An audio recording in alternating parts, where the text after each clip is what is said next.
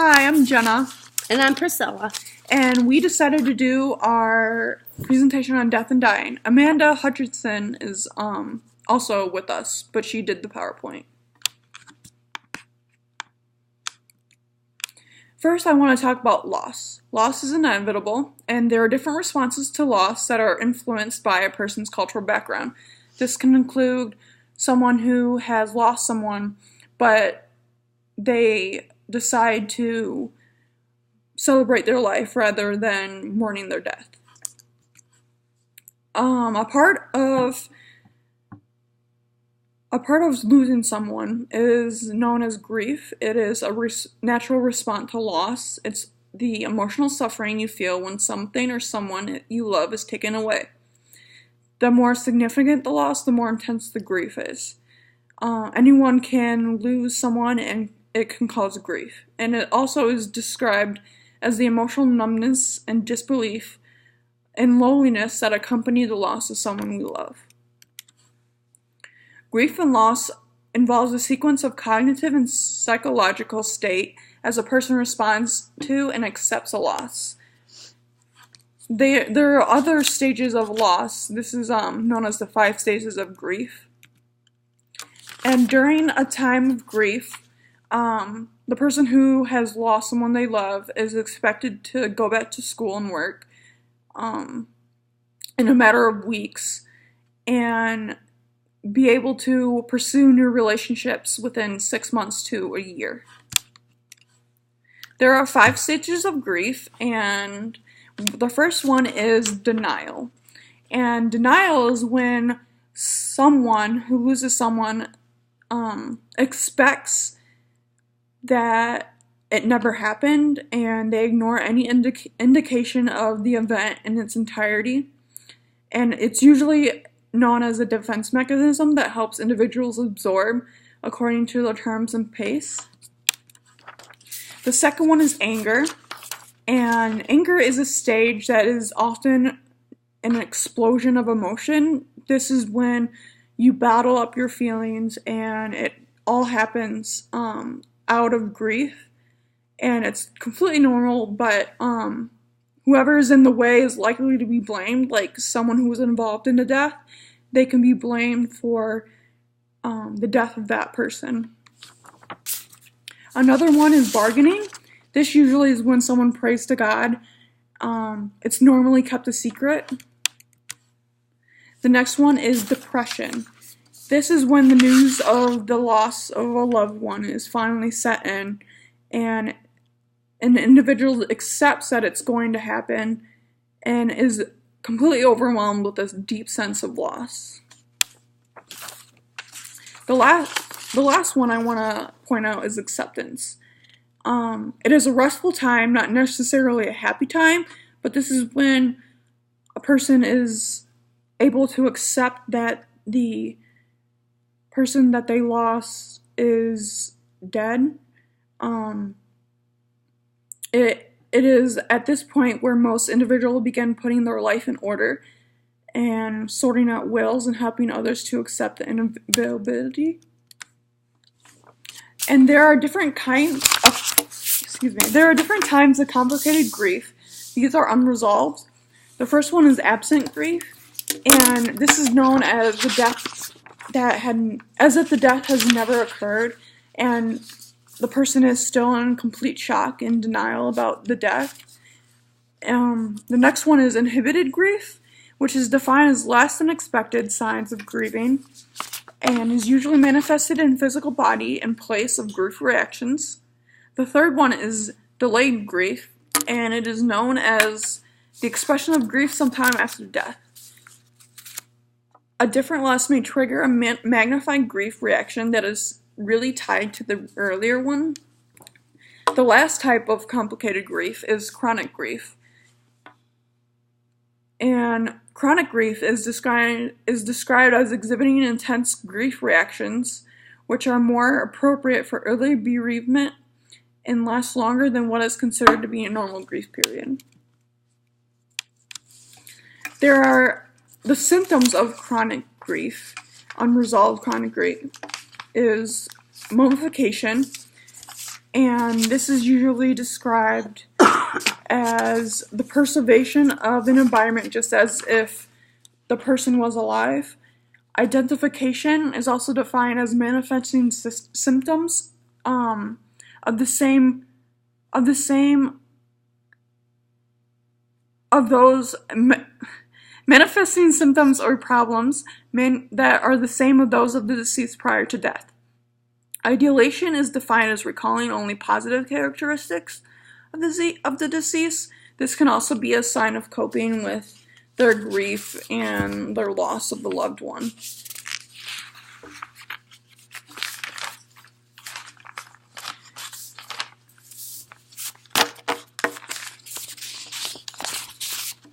All right, cultural diversity and healthy grieving.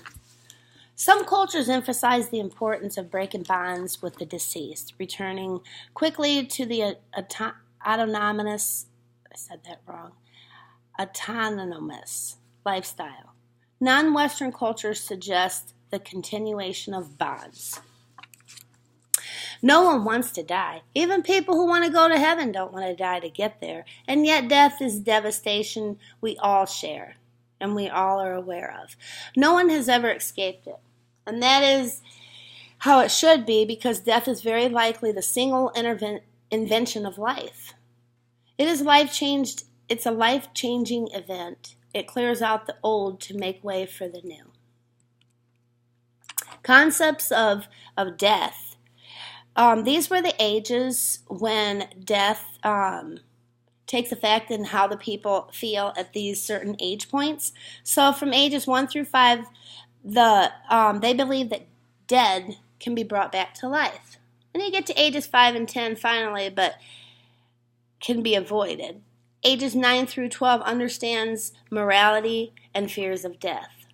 Ages 12 through 18 fears death, and they try to avoid it at all costs. Ages 18 to 45, increased attitude awareness. Ages 45 to 65 accepts morality, and above 65, multiple meaning fears and encounters may occur.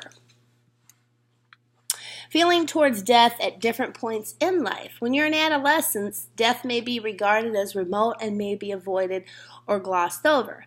Death of friends, parents, siblings bring death to the forefront of the adolescent's life. Adolescents develop a more abstract conception about death than children do. Adults, middle-aged adults, tend to fear death more than young, old adults. Older adults who are dying feel less cheated and more emotionally prepared than younger adults who are dying.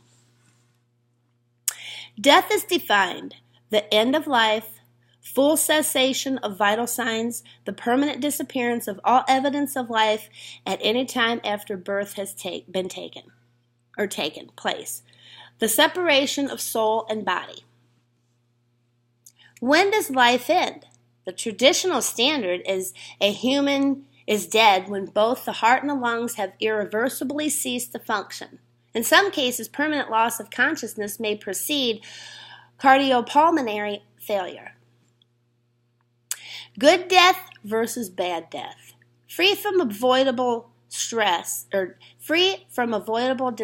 and suffering for patients, families, and or caregivers is considered a good death.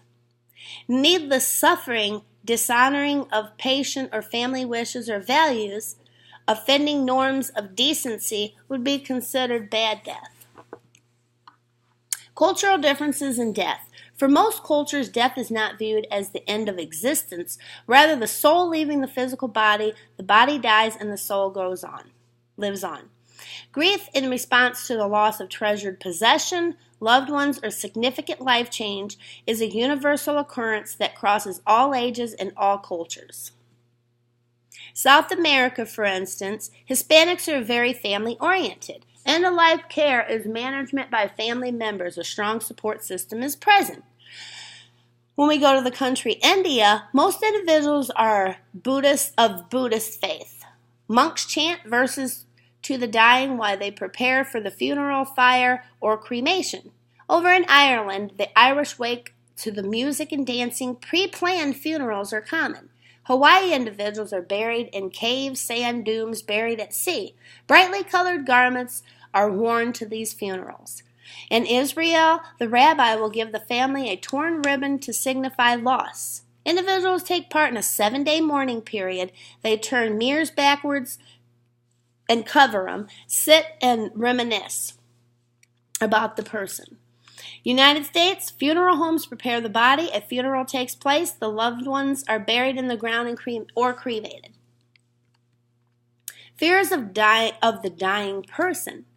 Fear of loneliness, isolation, fear of physical pain and suffering, fear of the unknown, loss of self-concept and body integrity, fear of regression is the fears of an actual person that is dying.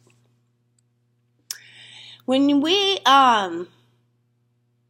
go into the role of fundamentally supportive, accept physical, mental state of dying individuals is in, show them that they care and will be there in his or her time of need, respond to the individual's needs on a physical, social, intellectual, and psychological levels. This is what we consider assisting in dying.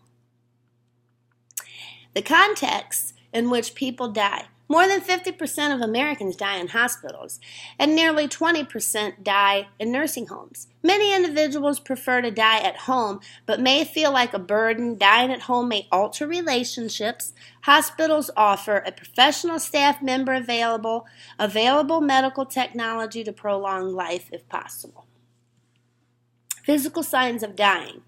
Your temperature spikes, hallucinations start to occur, decreased appetite, intense pain, restlessness, respiratory changes, involuntary movements of the body. Pronouncement to death. When the doctor comes and lets the family know when the loved one has passed, he goes with that because the absence of the heartbeat, absence of your breath, fixed and dilated pupils, brain activity stops. That's how they consider, that someone has died. And the stages of decomposition, pallor mortis, algor mortis, rigor mortis, putrefaction. Pallor mortis, referred to as the paleness of death. For lighter-skinned individuals, the skin grows pale almost immediately after death. This is caused by a lack of blood in the capillary region of the blood vessels. The algor mortis, referred to as the cool of death. This is where the body loses its warmth and begins to have a cool sensation upon touching it. The rigor mortis, known as death stiffness, a chemical change in the muscles of the corpse causes the limbs to become very stiff. Putrefaction, the decomposition stage, the breakdown of the tissues and most of the organs. End is result production of noxious odors. Postmortem care need to be done promptly, efficiently, and with dignity. Straighten limbs, remove tubes, replace soiled dressings, pad the anal area because body fluids could come out. Wash body to remove discharge. Pull eyelids down. Place clean gown on the body and cover with a clean sheet. Note the time of death on the chart.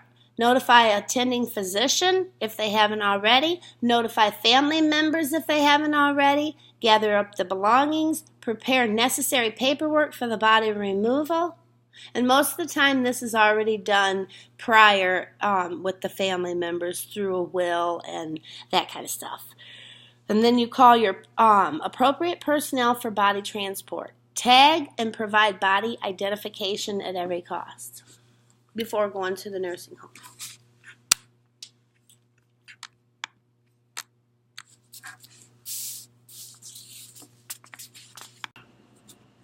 And that was the end of what we have to discuss, but now we want to share 2 personal things that happened to us about death and dying. I know I lost someone a couple months ago from heroin overdose. I went through the 5 stages of grief. I experienced denial, which I thought wasn't, at first I thought it wasn't true, and I completely just avoided the fact that it happened. And I never experienced anger, but I finally got depressed because I was so upset and I felt completely numb about the whole feeling. It didn't hit me finally until I hit acceptance. And that's when I was able to understand that this happened, and I was able to accept the fact that my friend had passed away from such a terrible tragedy.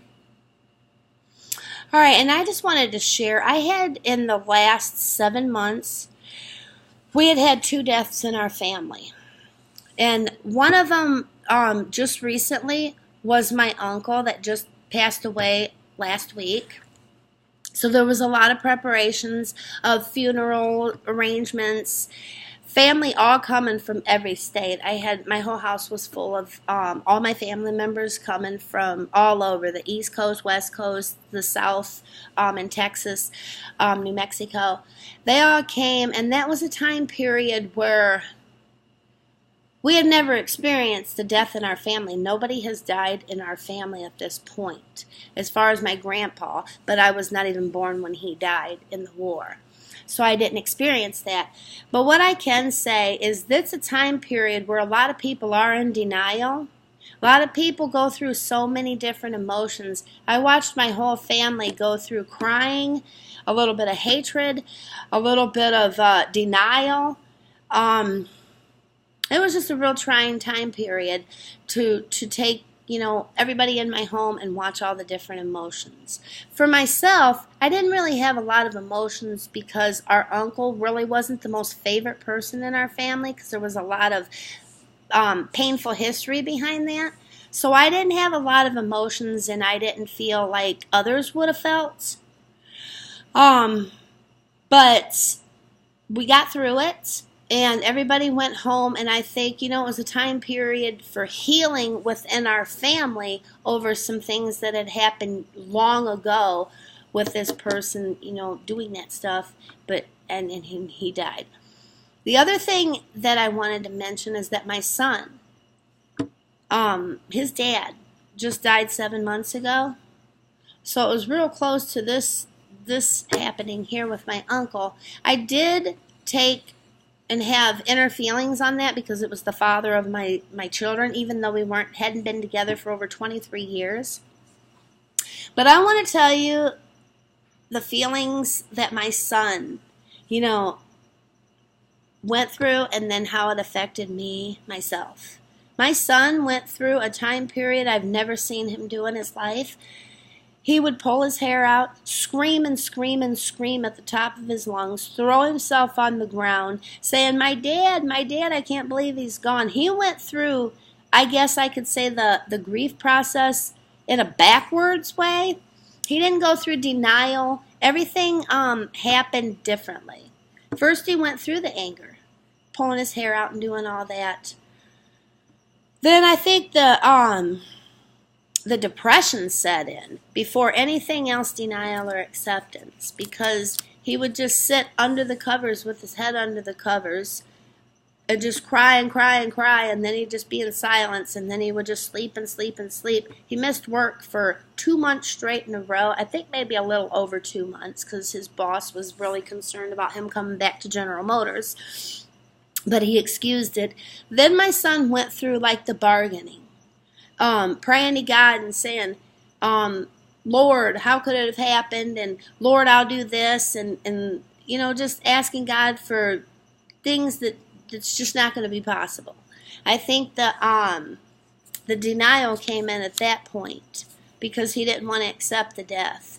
And finally, I don't know what happened in that 2 months of me just trying to talk to him, and I wasn't really for sure of what to say because I was hurting in my heart watching my son go through all these emotions, and then he would scream, leave me alone, leave me alone. He'd never want anything to do with me even though I was trying to be there for him.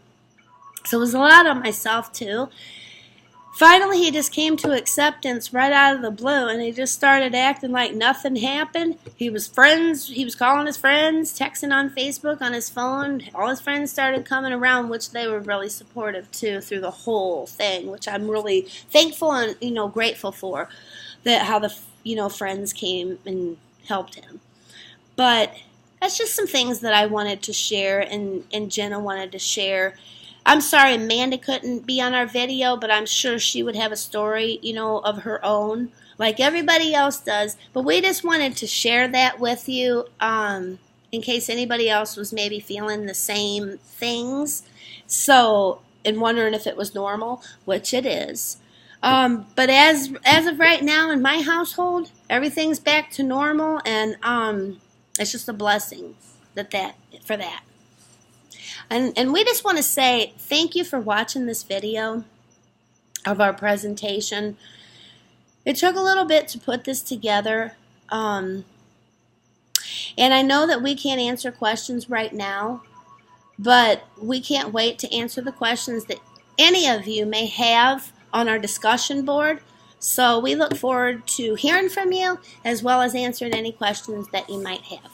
Thank you. Thank you.